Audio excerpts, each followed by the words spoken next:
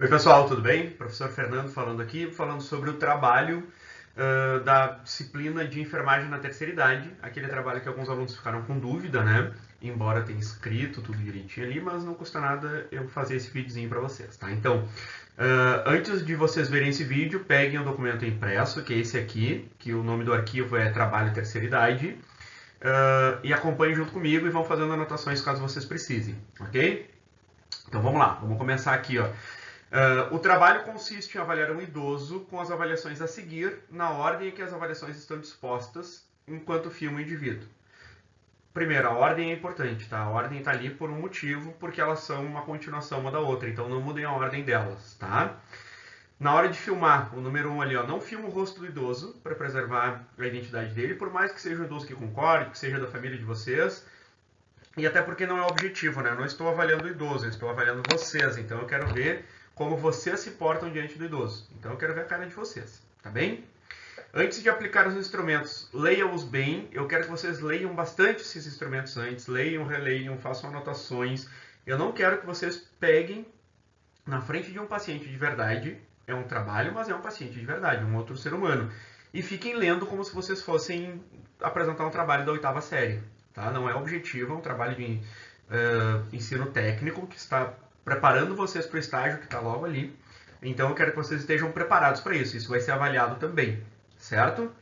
A fluidez, a segurança com que vocês vão aplicar esse instrumento. Isso é o que eu vou avaliar, tá bem? Número 3. Antes de qualquer avaliação, deve haver autorização do idoso para todas as avaliações que seguem. Então leiam esse trechinho que está ali e perguntam se eles concordam. Tá? Qualquer tipo de avaliação sempre tem que ser de acordo. Vocês não podem, mesmo sendo para um trabalho, simplesmente avaliar o idoso. Tá? Vocês vão estar perguntando coisas muito pessoais dele, certo? 4. Coloque-se de frente para o idoso, como sempre, como a gente trabalha em aula, com ele sentado de forma confortável e inicie os procedimentos. É importante lembrar que ele não pode ter acesso ao que você está marcando na ficha. Isso é importante, tá? Porque às vezes, como a gente tinha visto, tem alguns que têm pontuações já. Ele não pode estar vendo isso. Então peguem uma prancheta, um caderno, alguma coisa e fiquem com essa prancheta de frente para vocês. O idoso não precisa saber o que vocês estão anotando ou deixando de anotar, certo? Às vezes ele pode até ler, querer discordar do que tu anotou, né? Porque a gente vai ter uma visão profissional e ele não, certo? Perceba que antes ou depois de cada avaliação haverá um texto na cor vermelha. Isso vocês vão ver ali no documento, tá? O que está em vermelho não é para ler para o idoso. É uma explicação que eu escrevi para vocês. E a gente vai ler todas elas aqui agora, tá? Ler todo o instrumento antes de aplicá-lo, estudá-lo e só aplicá-lo quando se sentir completamente seguro e em domínio de todas as nuances dos instrumentos. Tá? Eu estou reforçando o que eu já falei antes. E 7, não esqueça, avalie o idoso com ética, segurança e profissionalismo. Certo? Vamos lá, vamos pro próximo slide. Próximo slide não, ainda na mesma página, tá? Eu botei slides aqui para ficar mais fácil de eu apresentar para vocês. Ali em vermelho, ó, o que eu estou dando a ideia para vocês. Identificação. Um instrumento aberto, então não se esqueçam, vocês podem perguntar como vocês quiserem. Se vocês já souberem a resposta, não precisam nem perguntar para o idoso, tá? Podem só marcar, depois vocês vão me entregar isso, né? Você pode perguntar ao idoso com um linguajar mais fácil ou mesmo descobrir as respostas através de uma conversa. Se você não tiver certeza sobre alguma resposta, anote e confira mais tarde com algum familiar ou alguém que convive com o indivíduo. Então, quase tudo que está nesse trabalho, vocês podem perguntar para o cuidador, para o familiar, para quem for. Quase tudo. Tá? Eu vou dizer um que não. Tá bem? Por exemplo, renda. Às vezes o idoso não sabe de onde é que vem a renda dele, né? De onde é que vem os ganhos dele, ou qualquer outra coisa, ou te responde alguma coisa errada. Tá?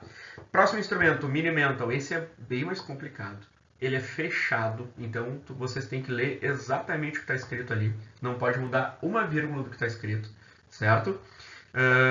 Tu não pode explicar as perguntas para o idoso, tá? Mas antes de iniciar, tu vai deixar ele ciente disso. Então, tu vai dizer o seguinte, assim, ó, senhor fulano, eu lhe farei algumas perguntas, mas eu não posso lhe dar dicas, ok? Entendeu? Confirma se ele entendeu. Aí depois tu fala, eu posso repetir a pergunta quantas vezes forem necessárias, mas não posso explicar mais além do que eu perguntei, do que a pergunta diz, tá? Durante a avaliação, se tu vê que ele está demorando para responder, repete a pergunta quantas vezes for necessário, mas não muda ela. Tu não pode mudar as perguntas, tá? Vamos dar uma olhada nelas. Isso a gente já estudou em aula, né? Mas, número 1 ali, ó. Em que ano nós estamos? Qual é o ano? Tá? Espera ele responder. Se ele não responder, pergunta de novo. Não diz nem que sim, nem que não. Se ele perguntar, é 2021, né?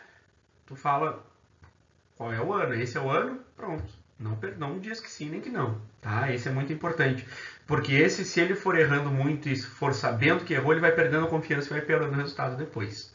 Tá? Então, tá tudo ali os pontos de corte. Depois, próxima página ali, ó, as próximas duas avaliações, a escala de depressão geriátrica e o Apgar familiar, ambos nós fizemos em sala de aula também, são muito pessoais e eventualmente o idoso pode mentir. Portanto, como são instrumentos abertos, você pode mudar o linguajar, questionar novamente ou mesmo conferir a resposta com alguém que convive com o idoso. Essas duas aqui não pode perguntar para alguém, tá? Porque são respostas muito pessoais. Tipo ali, ó, você está satisfeito com a sua vida? Ninguém vai saber responder se ele está satisfeito ou não. Né? Até a pessoa pode achar que sabe, mas não está na cabeça do idoso. Tá? Então, pergunta para ele. Algumas coisas vocês podem perguntar para os familiares. Vocês podem voltar na mesma pergunta para pegar o mentiroso. Tá? Vocês podem perguntar-lhes, tipo, a número 4. Você se aborrece com frequência. Tu viu que ele já está aborrecido, mas respondeu que não. Dá um tempo, faz mais algumas perguntas e pergunta aquela de novo. E vê o que ele vai te dizer. Se era verdade, ele vai responder a mesma coisa. Se era mentira, ele vai se perder. Tá? Então, é importante isso. Essa aqui sempre faz a pergunta e pergunta que não ou que sim, nessa ordem. Você está satisfeito com a sua vida? Não ou sim? Tá? E depois o Apgar familiar. Esse aqui tem que ler as respostas, as perguntas e sempre ler as respostas. Quase sempre, às vezes ou raramente. Tá? Embora vocês possam mudar a pergunta para ele. Tá? Depois, lá embaixo em vermelho, lá, que daí vai ser os medicamentos e as vacinas, né? Eu aconselho pedir para o idoso os prontuários, os atestados, pegar a bolsinha de medicamento deles, pedir para o parente que cuida dele se tem os laudos, tá? Porque o idoso às vezes não sabe o que ele tem, não sabe o que ele toma e não sabe para que aquele remédio é, tá? Se vocês souberem, ótimo. Se não souberem, peçam para pegar os prontuários dele. Eu digo se vocês souberem, caso vocês estejam avaliando o idoso que vocês cuidem ou que seja um familiar próximo de vocês, tá? Se não, sempre é melhor ir direto na documentação, na carteirinha de vacina, tudo direitinho, tá? Depois, a BVD e a IVD, as escalas de Bartel e de Lawton-Brody. São abertas, ou seja, tu pode mudar o formato da pergunta, perguntar como tu achar melhor. Não precisa ler todas as alternativas, tá? Tu pode perguntar para ele, como é que o senhor se alimenta? O senhor come sozinho? Ah, como sozinho. Tá, em tudo, inclusive cortar carne, passar manteiga no pão. Tá? Tu viu que eu mudei, eu não perguntei alternativa por alternativa. Tá?